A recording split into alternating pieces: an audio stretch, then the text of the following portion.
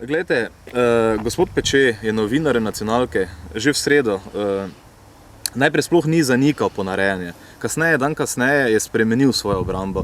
Tako da jaz mislim, da če si čist, to poveš takoj.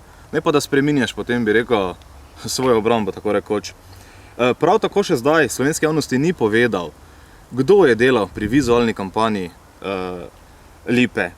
To tudi na nek način skriva. Njegove, dejansko lahko tako označim, laži, da me komaj pozna, da nisem vodja pisarne poslanske skupine. Vse to kaže na to, da mi, ne vem, gospoda Pečeta na nek način strah pred menoj, čeprav ne vem zakaj. Resnica je resnica in tukaj ni kaj za skrivati. Dopis, s katerim mi je ponudil gospod Peče sodelovanje v začetku letošnjega aprila, je tudi bil poslan medijev, ki jasno izkazuje, da je Peče tisti, ki me je povabil dejansko v stranko in v samo poslansko skupino Lipa. In vse navedbe, ki se sedaj pojavljajo, da sem nekakšen podtaknjenec in podaljšana roka, kogarkoli, so dejansko laži in tukaj Pečeta postavljajo seveda v luč, pri kateri se izkaže dejansko kot neverodostojna oseba. Tudi izrazi, kot so, da sem nekakšen krt. Jaz ne vem, gospod Peče verjetno dosti basni bere in tukaj naj tudi prebere kakšno takšno basen, ki govori o mogoče živalih, kot so podlasice, hijene ali pa v končni fazi kače. Poznamo karakterne značilnosti teh živali, tako da bi mu tukaj svetoval, naj si še mogoče kakšno takšno basen posname.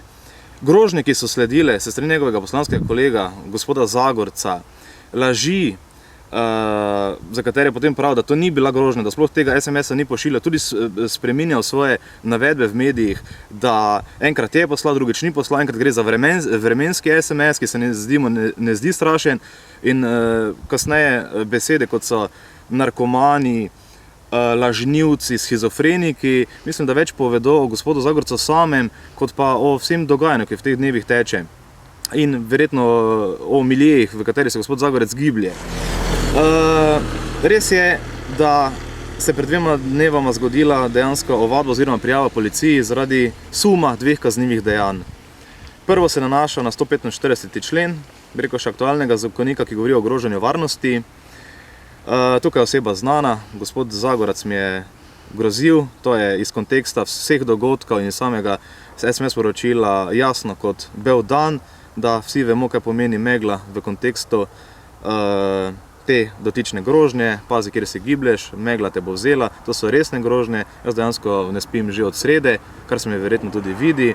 Gre za zelo resno grožnjo, ki jo je podal poslanec Državnega zbora, ki naj bi bil predstavnik nekega ljudstva in dejansko grozi sodržavljanom. Drugo, zaenkrat še domnevno kaznivo dejanje, ki naj bi bilo storjeno, ponarejanje listin. Kot sem že povedal, Sašo Peče in Barbara Žgajner-Tavš sta obsedena z Janezom Janšo. To že gre dejansko v take skrajnosti, da se uporablja celo biblična retorika. Gospa Barbara Žgajner-Tavš celo govori o paktu s hudičem. Jaz ne vem, to so besede, ki enostavno nekako v neki politični diskurs ne sodijo, saj so to enostavno, bi rekel, postavlja primera v eno vlogo osebe, ki dejansko povzroča zlo ne samo v Sloveniji, ampak očitno vse do Finske. Tukaj jaz na te igre nisem nikoli prestajal, to sem jim dal jasno vedeti, da takšne hude diskreditacije, ki temeljijo na nedvomljivih, tudi očitno ponarejenih dokumentih, so seveda stvari, s katerimi se jaz ne mislim pečati. Pri samem delu, se pravi, zaenkrat, če govorimo o domnevnem ponarejanju, sodelovala mladoletna oseba, ki je tudi sodelovala pri vizualni podobi kampanje. Gospod Peče tega zaenkrat še ne pove oziroma noče povedati, kdo je ta oseba, ki nam je tudi pomagala pri tem, in na moje vprašanje, kdo je to delal, je odgovoril naš mali. Zato sem upravičeno domneval, da gre za to osebo, ki nam je tudi pomagala pri flyerjih, pri oblikovanju plakatov raznoraznih, tako da tu so bile moje domneve vsekakor upravičene.